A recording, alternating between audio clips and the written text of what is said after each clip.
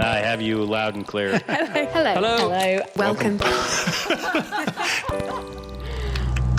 Science. And that is to say, physics, medicine, nature, or space, time, the brain, life, the universe. Hello, welcome to The Naked Scientist. This is the show where we bring you the latest breakthroughs in science, technology and medicine. I'm Chris Smith.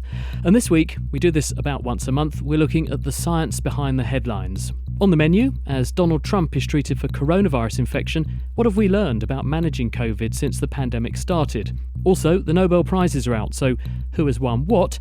And David Attenborough's new film's launched. We'll hear a bit of it and we'll talk to the executive producer. The Naked Scientist podcast is powered by ukfast.co.uk.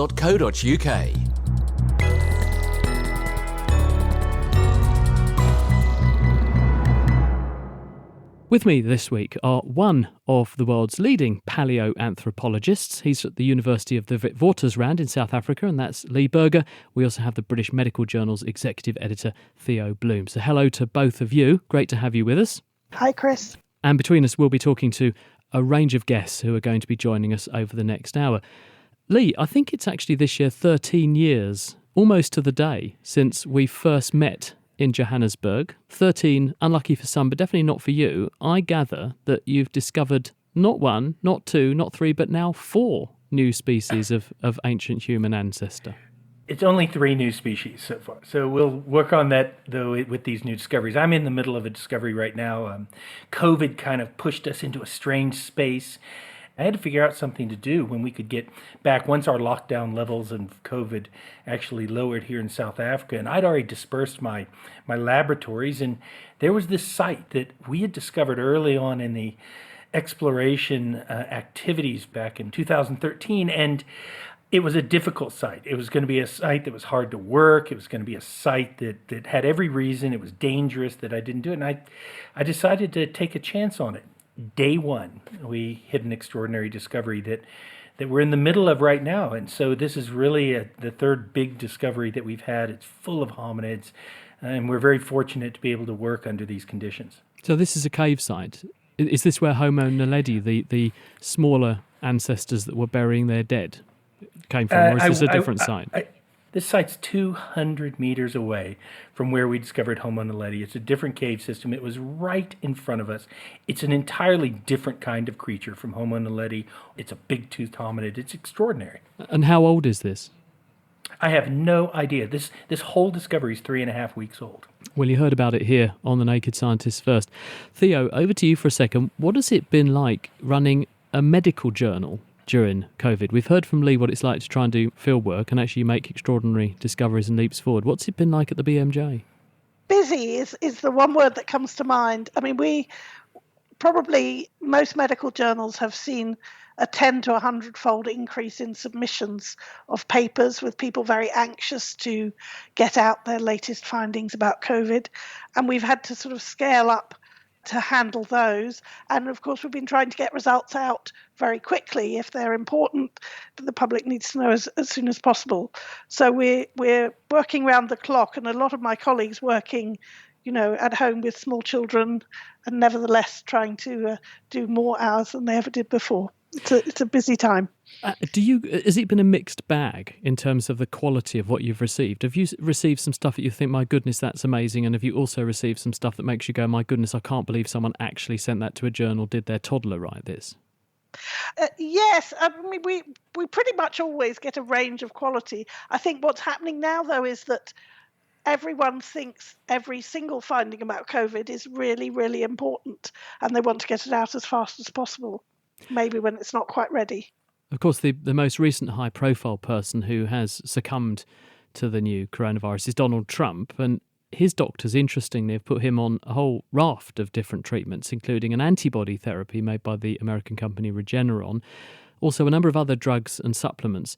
It has been unclear, though, how ill he actually has been. Some are saying he's actually been downplaying his symptoms. It's been a very interesting journey. I learned a lot about COVID. I learned it by really going to school. This is the real school.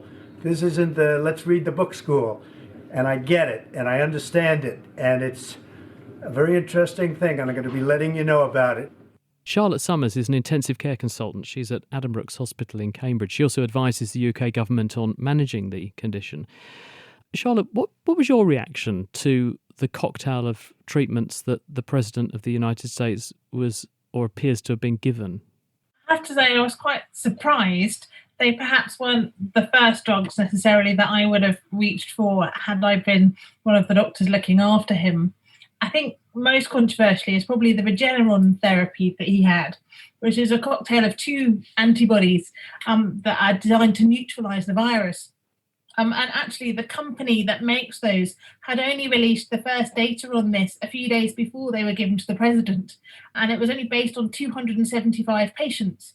And the clinical trials are ongoing, so we don't actually know whether this therapy works or not. So I was slightly surprised that a very experimental therapy, which although it looks promising, isn't proven, was given to the president of the United States. The rationale for using antibodies is, of course, that's what your own immune system makes when you have an infection. And if you give people those, perhaps it will help to soak up some virus and bolster your own immune response. Have we not, though, seen something of a checkered response to the convalescent plasma therapy that has been done for some time since this began, where people are taking blood products from people who have recovered from coronavirus and giving them to people at high risk of severe disease? And it's not clear that that's actually working. So why do we think these Regeneron, or I know AstraZeneca are also making a rival product, aren't they? Why do we think that this is actually worth pursuing? The issue with convalescent plasma is that everybody makes a different level of immune response. Some people make a very low level of antibody response. Some people make much higher. And lots of the data that's been generated with convalescent plasma studies has not been terribly clear about the amount of antibodies in the therapy that's being given. But convalescent plasma has been given by two big trials in the UK that are ongoing at the moment, the recovery trial for people who are hospitalised and the REMAP-CAP trial for people that are in intensive care. So we should get an answer from those fairly soon, I hope. The antibody therapies are, we know how much antibody you're giving, and we know that they are targeted to kind of try and neutralise the virus. So it's slightly different type of antibodies to the general antibodies you might make in your plasma in response to having had the virus.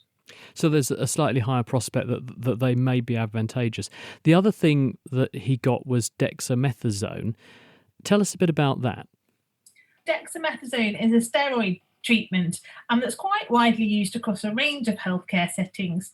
But what was important was that this therapy is one that's got an evidence base. So the big UK clinical trial called Recovery, that lots of people will have heard of, showed that there was a mortality benefit in people who needed oxygen or who were on ICU ventilators who were given dexamethasone. So their outcomes and their chances of survival were improved by having this therapy. People who weren't on oxygen, there was definitely no benefit and possibly even a potential that the therapy did some harm in that group of people. So I can't imagine that they gave the dexamethasone therapy to Donald Trump without him requiring oxygen. And we know that the reports about whether he did or didn't require oxygen have been a little bit confusing at times. Theo, you must have been party to quite a lot of data coming across your desk on drugs including dexamethasone. Yes, I think at the moment there are several hundred trials of different drugs and therapies ongoing, and there's also been a lot of claims based on observation. So because so many people have been hospitalized and some of them happen to be taking drugs for something else. For example, there was a suggestion that one particular antacid that people take if they have stomach problems, people taking that in China in the first wave of COVID appeared to do slightly better than people who weren't taking it. And actually, that's one of the cocktail of drugs that Donald Trump seems to have been given, although he may even be taking it anyway. This is famotidine, isn't it? The ranitidine-like drug. Yeah, and he may have been taking that anyway for some other condition we don't know.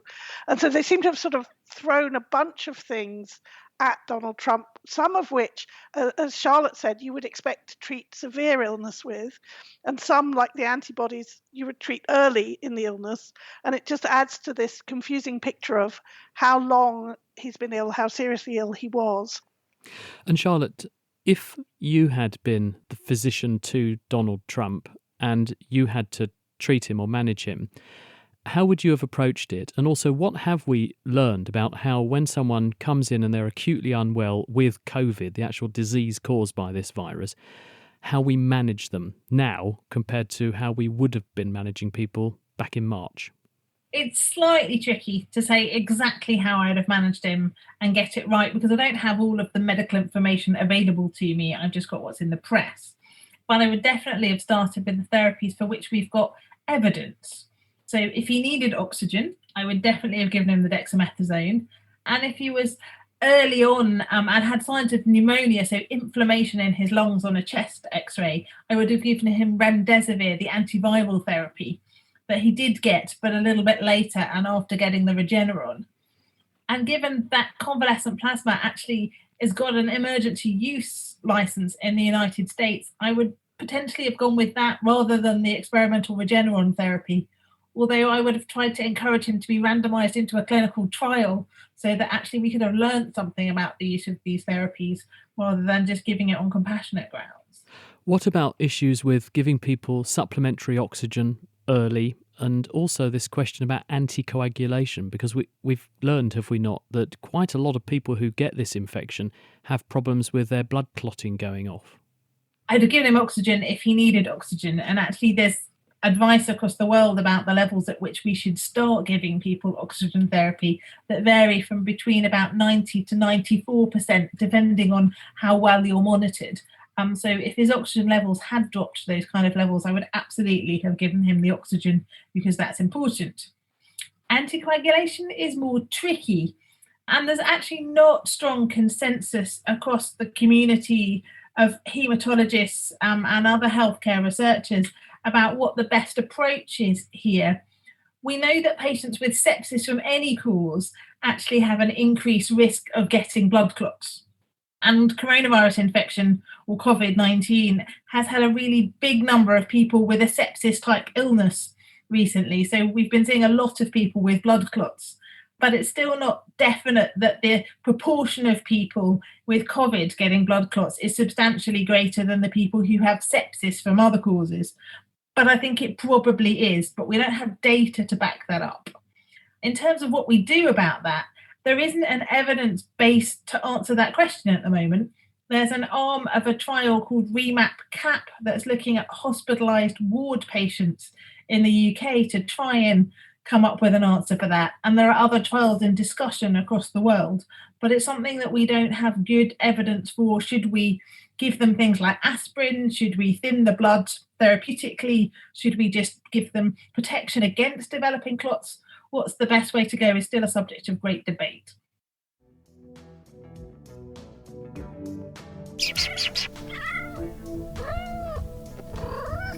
Why do kittens, puppies and human animals play?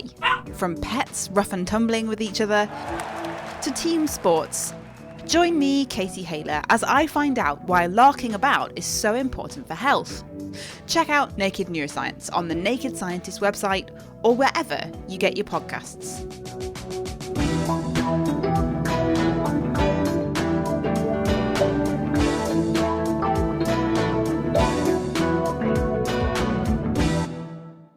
Coming up, does the amount of Neanderthal DNA in you affect your risk of COVID? We'll find out.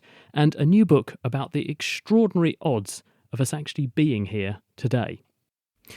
The Nobel Prizes for 2020 have been announced this week. Among the winning discoveries, the virus that causes significant liver disease, the gene editing technique called CRISPR, and a supermassive black hole. You always need a supermassive black hole. Well, here to give us the official tour of the Nobels is BBC's science correspondent Victoria Gill. Victoria, welcome to the programme. Hello, Chris. How are you? Very well, thank you. And thanks for joining us to give us this tour of the Nobels. Let's begin with Monday. The Nobel Assembly has today decided to award the 2020 Nobel Prize in Physiology or Medicine jointly to Harvey J. Alter, Michael Horton, and Charles M. Rice for the discovery of hepatitis C virus. So, Vic, what did these men do? What have they actually discovered? It's this sort of beautiful stepwise series of discoveries of, well, hepatitis, the discovery of hepatitis C, and also how to detect it, that's led to blood tests, that's led to treatments and cures, and the possibility that this potentially lethal virus could be wiped out. There's 3 types of hepatitis, and hepatitis C up until the 70s was unknown, but it was found that patients who had blood transfusions were getting this unknown cause of hepatitis. So Alter and his colleagues showed that blood from these hepatitis infected patients could transmit the disease to chimpanzees. So he sort of showed this disease-causing agent in infected people's blood. Then Horton took that a step further by painstakingly isolating and collecting DNA fragments from these infected chimpanzees. So he found the code of the virus. And then Rice took it even further to show that it was actually this virus alone by itself that could cause hepatitis, inflammation of the liver, which can kill you. So it's this lovely sort of step by step from the 70s to the 90s that's got us from just this unknown cause of lethal liver inflammation to a point where we know exactly what's causing it, that is the sole cause. And now we have a way of potentially wiping out this virus. We can certainly test for it very rapidly, treat it and cure it. Did you foresee Hep C making a Nobel this year, Theo? I wish I could say so, but I did read a prediction of it because I believe the scientists involved had received some of what are seen as the precursor prizes. So they were certainly on the slate. It's an important problem, though, isn't it? The anticipated burden of disease caused by Hep C, 170 million people around the world, and it's a direct cause of liver cancer and liver disease. So it's pretty important as a pathogen, and the fact we now identified it and can eradicate it even, I mean, that I think is a prize well earned, isn't it? Absolutely. And it sort of bears comparison when we're all rather obsessed with one particular virus at the moment, how long it used to take to identify the virus causing a particular problem and then prove that that virus was the cause. And we have all taken for granted the fact that a new virus that emerged in China late last year, we can already identify it, know that it's causing disease with great certainty. And, we will hope that we can vaccinate against it pretty soon. Lee, there's some suggestion, I mean, it's a number of years old now, this suggestion, but when you compare the genetic makeup of Hep C and the genetic makeup of a certain group of viruses that infect dogs, some people have suggested that, in fact, dogs gave us hepatitis C. And it would have been the very close sort of proximity between us domesticating dogs and those dog owners initially that perhaps enabled that jump to happen. And a bit of a striking parallel. Theo's talking about the fact that we've identified COVID in record time, but the fact that we could actually have a virus that's jumped out of bats and into people to cause COVID. We've got a virus that jumped out of bats and out of dogs and into people to cause hepatitis C. What do you think about that? As science has progressed so incredibly, particularly over the last decade, we're going to be able to test that question. And we're not far from being able to do that. We have from the archaeological record and some genetic record that, we've domesticated dogs inside of the last 30,000 years. And as we begin to get ancient DNA, we should be able to clock that and test the idea, which came first, the hepatitis C or dog domestication. Well, let's move on to the Nobel Prize for Physics, which has also come out this week. 1/2 to Roger Penrose for the discovery that black hole formation is a robust prediction of the general theory of relativity. And the other half, jointly to Andrea Ghez and Reinhard Genzel, for the discovery of a supermassive compact object at the center of our galaxy. That's one way of putting it, isn't it? The supermassive compact object at the centre of our galaxy. There was actually a lovely quote, Vic, from Christopher Berry, who's a physicist at Northwestern University, and it resonated with me because he said, black holes capture anything that gets too close for them. This is equally true about our fascination. Once you start learning about black holes, there can be no escape. So watch out. If you report on them too much, you might get sucked in. That's really nice. I think my favourite response to the physics Nobel came from another physicist, Paul Coxon at the University of Cambridge, who tweeted that awarding the physics Nobel for a supermassive chasm of infinite darkness is very 2020, which I thought really hit the nail on the head.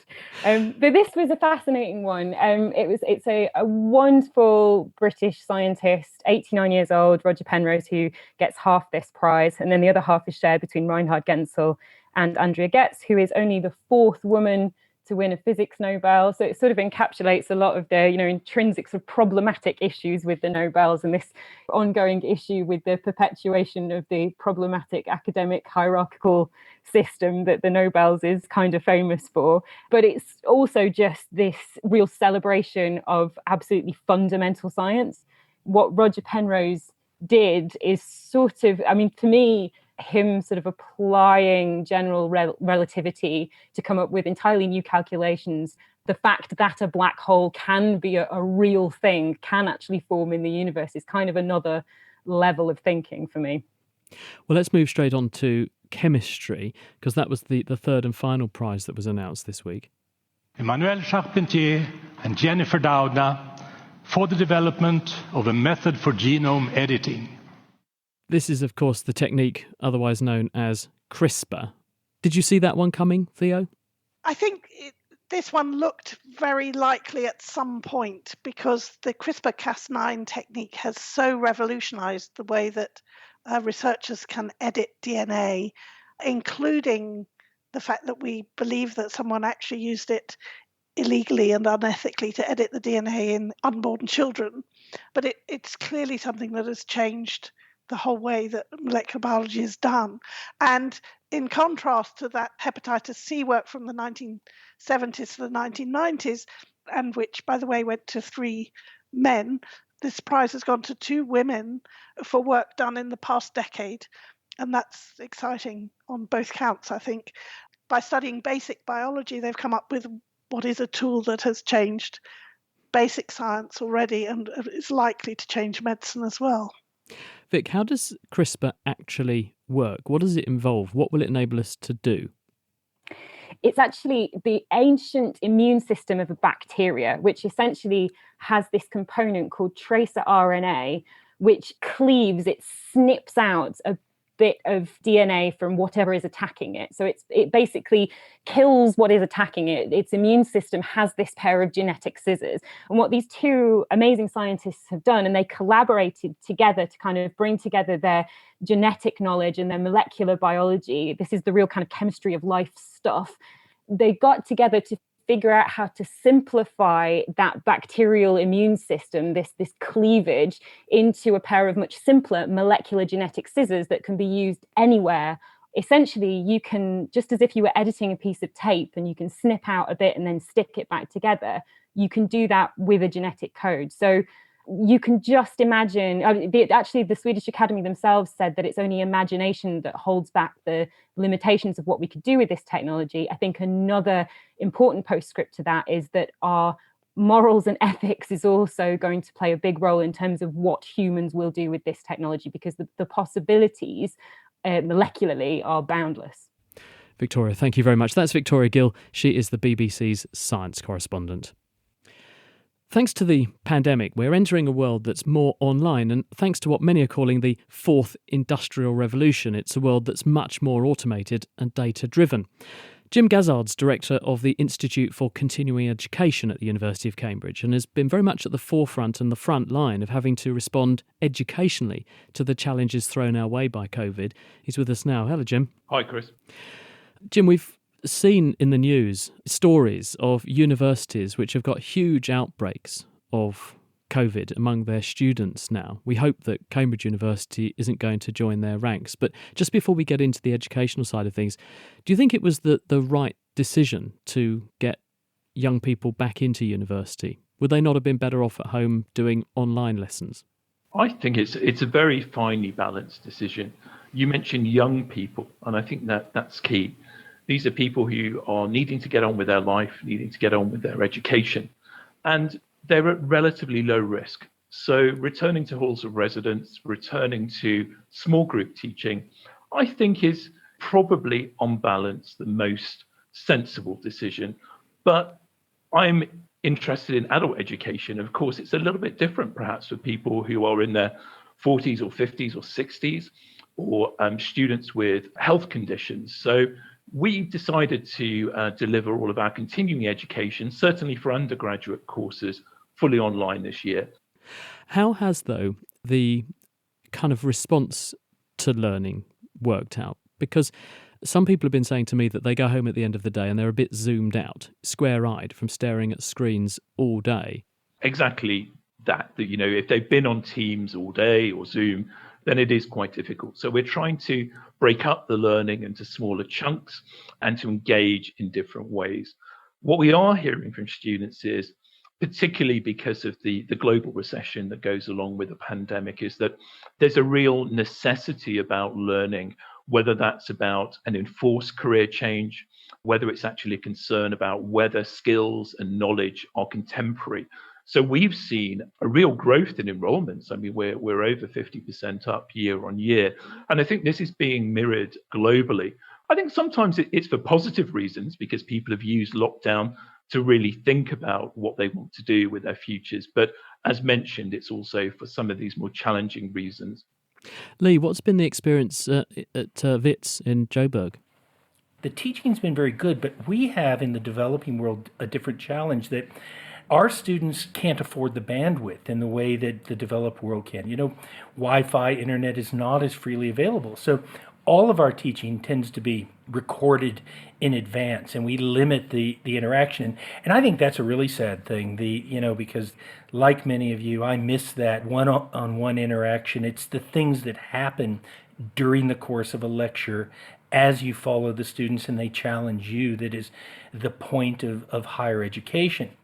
You were quite early to this sort of party, though, because when you started making the stupendous discoveries that you have in South Africa, rather than squirrel these findings away in a lab and work on them in isolation for the rest of your career, you actually said, no, I'm going to scan them and I'm going to put all this data on the internet so people would download and 3D print their own Homo naledi or Australopithecus sediba. And people are.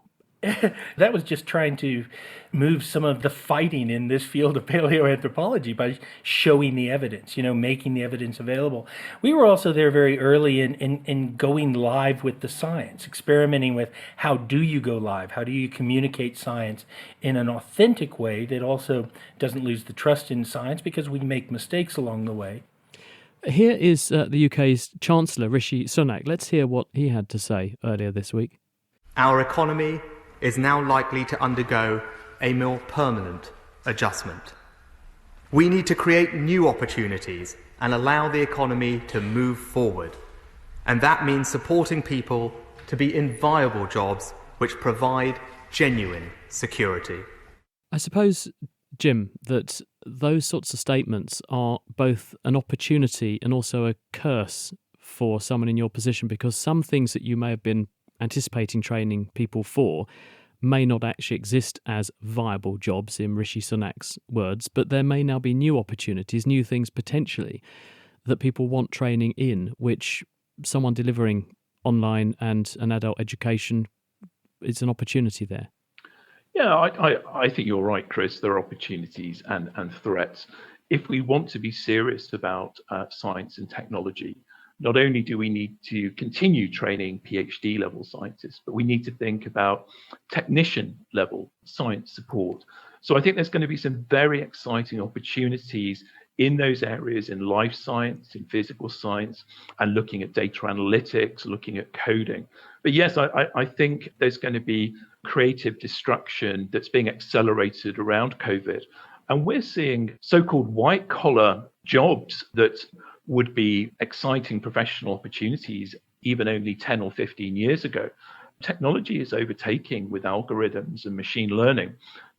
As an educationalist interested in life-wide and lifelong learning, it is a really interesting time. But I understand it's a really scary time as well, when I think the norms of employment within an economy in the UK, for example, they're going to change very rapidly. And we have to be ready to respond to that as universities and education and training providers. What's your view on this, Theo? As has just been said, it's going to be so interesting to see how computers get better at doing the the menial things that we do, ranging from driving a car to assessing an X-ray, and how are we going to train people to work around the changing world of work, particularly, unfortunately, when we face a global economic crisis brought on by COVID. It's interesting that both you and Jim, just before you, brought up computers and coding, because that also made headlines this week, didn't it, unfortunately? Public Health England have admitted tonight that nearly 16,000 cases of coronavirus between the 25th of September and the 2nd of October were not included in daily figures for that period and not transferred to the contact tracing system. I think one word springs to mind, Jim. Whoops. How did that happen? That is a really interesting point. I mean, if we are to believe what we've been told, this was about an Excel spreadsheet that hadn't been transferred into the main data repository. I mean, obviously, I don't know how it happened, but I would bring this back to skills and training. We need people who have digital skills, and we need to be able to design systems that work properly. And just very briefly, with your eye on your crystal ball, which I'm sure you have there in your office, what do you foresee as where we will be from a university point of view, as the university sector in a year's time? Do you think that organisations like the one that you're running will be at the forefront and it's going to very much be online? Or do you think we'll solve this COVID problem and it'll be bums on seats back in lecture theatres? Are these changes here to stay? Yeah, I think this is going to change universities profoundly. I think there's been probably 20 or 30 years in the UK and Western economies where we've perhaps, I don't know, lost our way a little bit. I think we've got to redefine what universities are for. We need to train the next generation of technicians, as I've mentioned, and really thinking about the fourth industrial revolution. What new jobs, what new roles will be created? Perhaps half of the jobs that will be around in 10 years don't currently exist right now. So what we have to think about in universities is critical thinking and synthesis of ideas and creativity and working with new ideas in different ways. And I think that means we perhaps have to get out of discipline silos and think interdisciplinary learning. So I hope universities will view this as a real opportunity. I genuinely think it is, but I think we've got to think about learning as a life-wide activity. The skills that we learn at university, if you're 18 or 19, the half-life of those skills now might be 3 or 4 years. So you're going to have to learn again in your mid-20s, your early 30s, your 40s. You might have to change career in your 50s or 60s, and we might have to carry on working until we're 70, 75 or 80. So I think we've got to recondition our learning and the way that we think about learning to respond to how society and technology is changing. That's a wonderful crystal ball you have there. It works very well. Jim, thanks ever so much. That's Jim Gazzard, the director of ICE at the University of Cambridge. The Naked Scientists podcast is produced in association with Spitfire, cost-effective voice, internet and IP engineering services for UK businesses. Find out how Spitfire can empower your company at spitfire.co.uk. With me are Lee Berger and Theo Bloom. On the way, David Attenborough's new film paints a very poignant picture of what we're doing to the planet. We're going to hear a bit from it, and we'll also hear from the executive producer. Looking backwards in time a bit now, we're going to look at a whole train of unlikely coincidences in our history that, fortuitously for us, mean that we are actually all here. This is the subject of a new book. It's by evolutionary biologist Sean Carroll. It's called A Series of Fortunate Events, and Sean's with us to tell us. Sean, welcome. What are these events?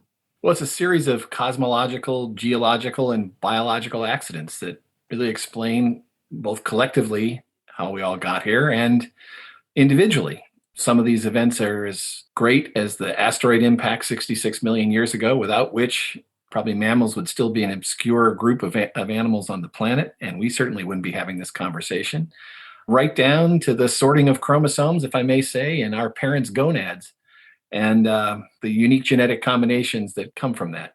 We'll reach a 1 in 70 trillion event with respect to our parents.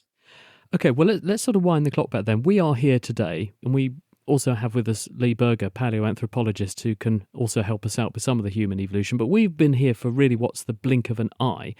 So where does the we as anatomically modern humans stop, and where does the chain of events that actually make it possible for animals that turn into us kick in? Can you just give us some sort of timeline on what these events are and how they fit into our evolutionary history? Sure. I start with the asteroid impact, which I think most people have heard of 66 million years ago, because the more we understand about life before and after the impact, in fact, from the fossil record, the more we appreciate that had this event not happened, the fate of mammals is very unclear. Mammals had been around for probably 100 million years at that time, but life on land was dominated by the great dinosaurs.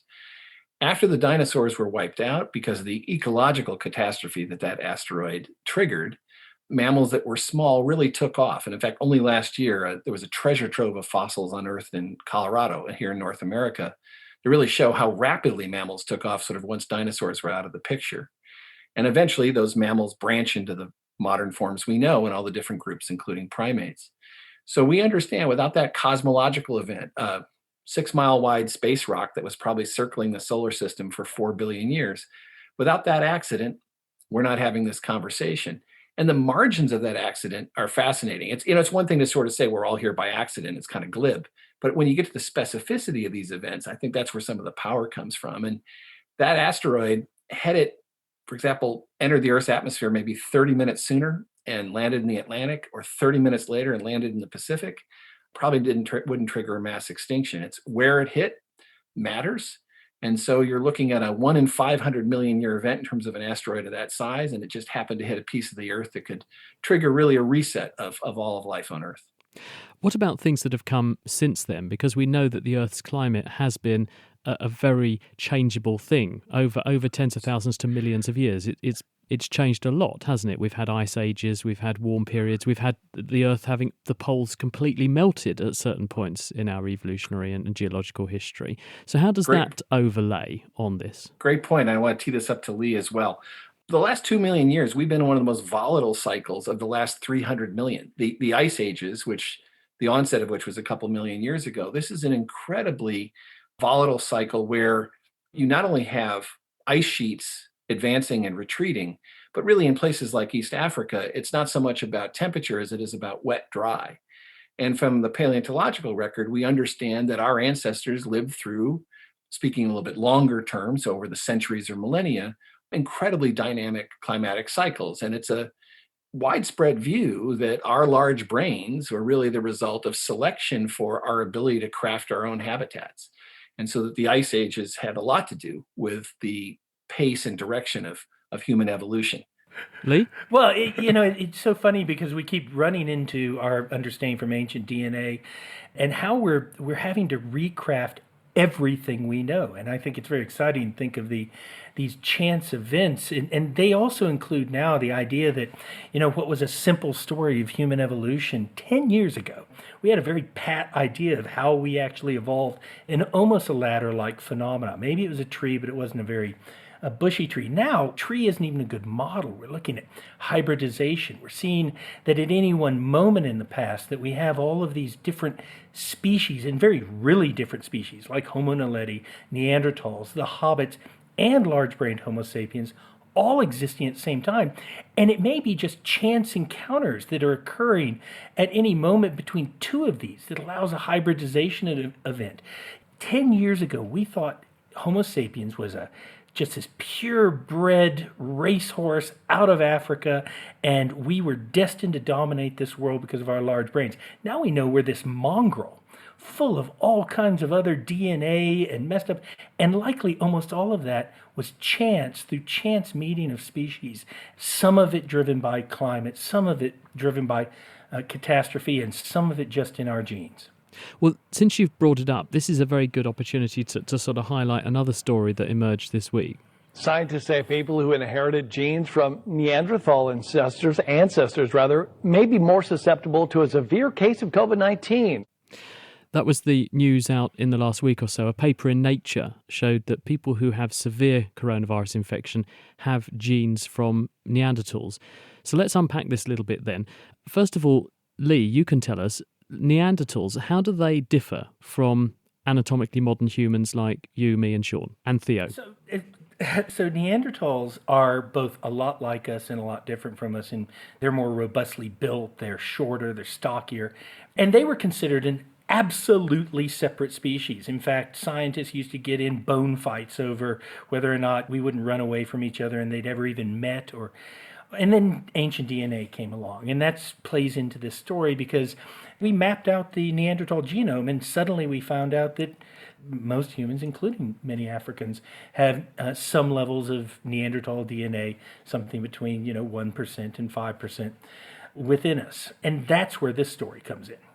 And Sean, would you judge that in the book as a fortunate event, the interbreeding of us with Neanderthals, or not? When it comes to coronavirus, it sounds like it might not be. Might not be. No one can tell the future. And so really, natural selection only operates in the present. So probably the reason why this block of DNA is in a significant number of humans is that there was some positive selection for it. But now here's this new pathogen and it's a disadvantage. And that's a very common story about human genetics. We know, for example, that there's a very rare variant that makes people impervious to HIV. The HIV virus is perhaps a century old. But this variant we can find in Bronze Age bodies buried in Europe.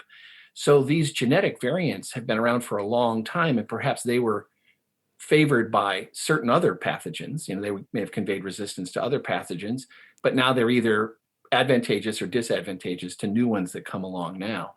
Theo, what's your reading of Sean's fortunate events? He made reference to our parents' gonads, and he's getting at basically the rearrangements of genes in there that render us unique on Earth, unless we have a twin or we've cloned ourselves. Yeah, so this notion that although we're initially taught that genes all behave independently, but actually they're inherited in blocks along chromosomes that are inherited together simply by proximity. And this example of the piece of Neanderthal DNA that seems to have an effect on COVID resistance, who knows what genes it may carry or why it was selected for at some point during evolution. At this point, we don't know. We just know that there's a linked sort of box of DNA that's come to us from our Neanderthal ancestors and seems to be sort of differently distributed among different groups on Earth at the moment, and may even underlie some of the difference in susceptibility to COVID. But really, we're very early in understanding that story, I would say. Lee, do we have any idea why those Neanderthals had those genes and what they did for them? The first answer to that is a flat out no, we have no idea. And the second answer to that is a lot more complex. No, they didn't have to have an advantage. They might have just been there and we might just carry them. We need to be cautious about direct attribution, particularly in the middle of a pandemic, because there's, as Theo would absolutely know, I'm sure, we're inundated with these ideas, and we don't know this right now. It'll have to prove the test of time. Don't think that if you carry Neanderthal DNA that you're at some higher risk of this, or if you don't, you're at lesser risk. Keep wearing your mask, keep social distancing. Those are the things that work until we get a vaccine. And Sean Carroll, the author of a series of fortunate events, I suppose it was another fortunate event that you were able to come on our programme today. So thank you for joining us, and thanks for telling us about the book.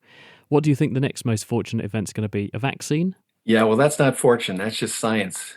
Scientists working very hard, and I have a little insight to that through a documentary film that we're making. And, there are people whose names you don't know who've been working tirelessly round the clock in an unprecedented challenge to develop this vaccine. So I think that's a nice side effect of our big brains, is the practice of biomedical science. So hopefully that will get us all in person in 2021. Let's hope so. Sean, thanks very much. That's Sean Carroll.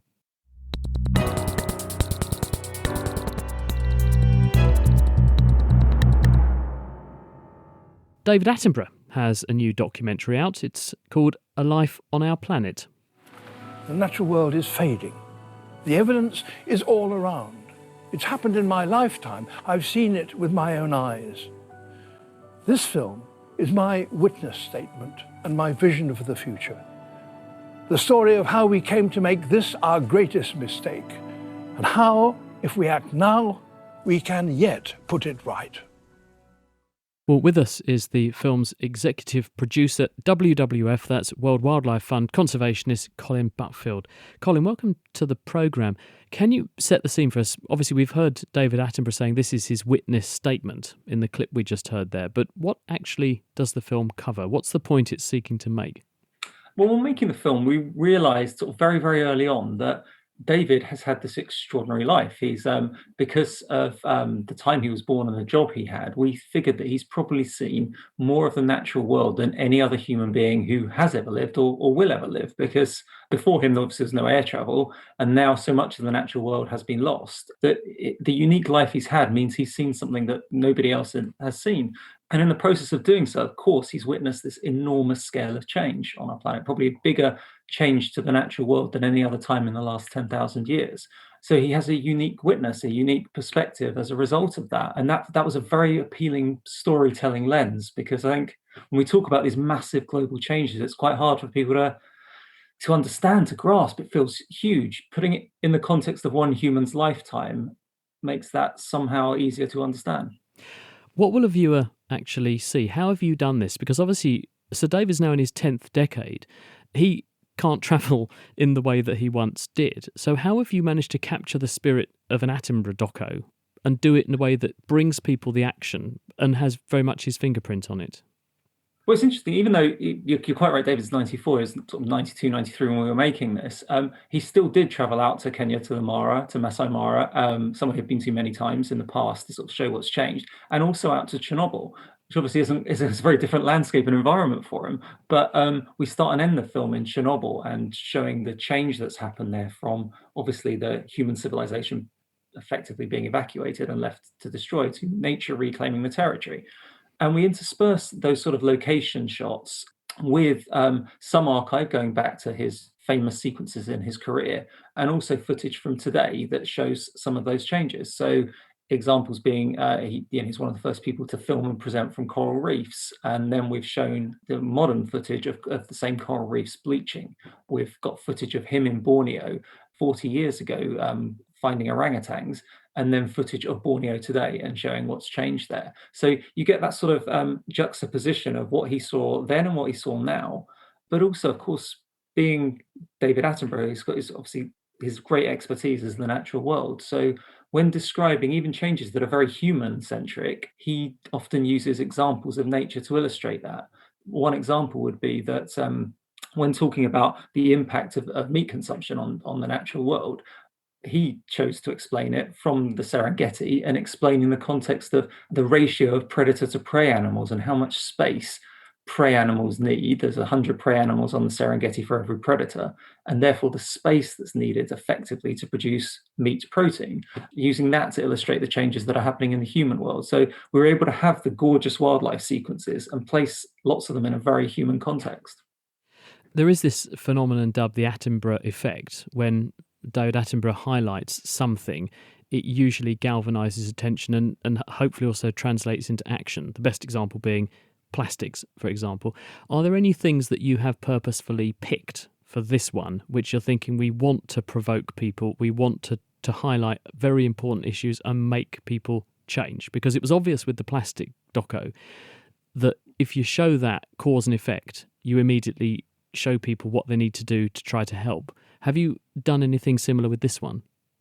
Yeah, the two things we really, really wanted to get across in this were probably the biggest tipping point issues facing our planet. So the biggest places where things will go into freefall, the changes are happening so fast. Those two examples are the change in the Arctic sea ice and how fast the world's warming, very visually showing the change that's happened during David's filming career, actually, not even just his lifetime, going to visit locations where you would expect to be surrounded by ice and obviously the wildlife that is on the ice and uses the ice for hunting, and the ice not being there. And the second one was tropical forests, in particular how fast tropical forests have been declining, showing that the Amazon in particular as an example is approaching a tipping point where it's the amount of rain that's needed to self-sustain that rainforest is being lost through lack of rainfall and also deforestation and fires. And it faces a moment where it might tip into a dry savanna. So and then placing those issues back to ourselves, in particular highlighting levels of meat consumption and investment in things like fossil fuels. So although each of those things are a bit more complex than purely a plastic bottle or plastic carrier bag, which has obviously had a big effect because it's extremely tangible what each one of us can do and what that impact is. I think here we wanted to get a sense of the whole scale of the destabilization of our planet and what we need to do to stabilize it again. And that's a bigger, more complex thing, but I hope and feel, and certainly the reaction in the first few days seems to suggest we've got something across. Lee, you've made quite a few films, in your case with National Geographic, about your work. It really does work to galvanise attention around an issue, doesn't it? I mean, have you found that interest in paleoanthropology, interest in our human story, and therefore people's sort of sense of guardianship of the planet has improved through what you've done, making teleprograms that bring the science to people? Oh, it absolutely does. There's probably no more effective way to reach millions and millions of people with messaging. But just to follow on what was being talked about that Sir David's done here, we're living in a world that's seen the cost of 8 billion human beings. COVID, the destruction of natural habitats, the cost to all other living things. And we need messages like this now because this is going to be the new norm. It isn't going to be waiting around for viruses when we reach 9 billion and 10 billion and 12 billion consuming humans. We have to make choices, and we have to do it right now. Theo? Chris, yes, I mean, I find this particularly poignant because I was a teenager when David Attenborough's Life on Earth came out.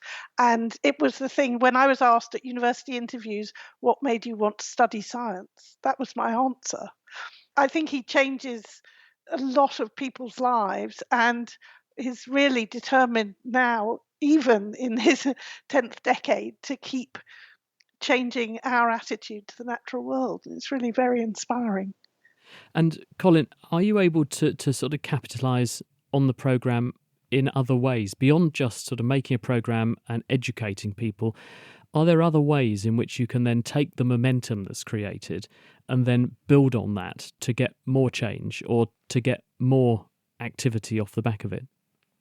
Yes, I think there is. I mean, one of the things that's happened already in only a couple of days since we've released it is various big companies, as well as members of the government, getting in touch with us and asking us to host screenings and to share it with employees or with politicians. And I think you find, and hopefully we're going to find with this one, but you certainly find with documentaries, that it can be an interesting moment to provoke a conversation within companies and governments where change can be made. So it lightning rods an issue that perhaps many people have been talking about for quite some time and gives a focal point, a moment where it feels we must respond to this. And that's a sort of sense that we're getting at the moment. I mean, it's early days, but it feels like there's a moment where employees are asking their bosses what we can do about this. How surely we've got to address these issues. And it's not just from one documentary, but it's from a building of this drumbeat over time. And then a documentary like this, particularly if fronted by David, tends to have a flashpoint that draws a lot of attention and forces people to make a statement one way or the other towards it. And Lee, is there anything we can learn from what happened to our ancestors that might help to focus minds today? We think that obviously every experience we're having is unique. Is there evidence that actually our ancestors went through times when the planet was under stress? Obviously not of their making, like the present situation is in our case, but the outcome could nevertheless be the same. I think that the thing that humans should take away from the idea of studying the human historic past is that we should lose our arrogance. Extinction is the norm. There have been dozens and dozens of our closest relatives with brains like ours, with adaptations like ours, that have existed through the last of millions of years, and they are all gone. And we can go that way too. Theo, any passing thoughts from you? It's a pretty poignant and sobering note from Lee to sort of finish on. I'm more of an optimist, and I hope that the human ingenuity that has got us into this terrible pickle will help get us out again. Let's hope so. Colin, look, it's been great to have you join us. We hope the documentary goes well. Thanks very much for joining us to share your experiences of making it. That's Colin Butfield. He's the executive producer on Sir David Attenborough's new documentary that's just out is also with the WWF. And we have to leave it there. I've got to say thank you very much, though, to you for listening at home, and also thanks to the people who joined us this week as our guests. Those were Charlotte Summers, Victoria Gill, Jim Gazard, Sean Carroll and Colin Butfield, who you just heard there. And thanks to our very special guests who joined us across the hour, Lee Berger and Theo Bloom. Now, next time you can join us for a walk in the forest. We're going to look at the science of trees, from their lives and how a young tree is born, right through to how they die. What secrets are hiding in the woods? The Naked Scientist comes to you from the Institute of Continuing Education at the University of Cambridge. It's supported by Rolls-Royce. I'm Chris Smith. Thanks for listening and goodbye.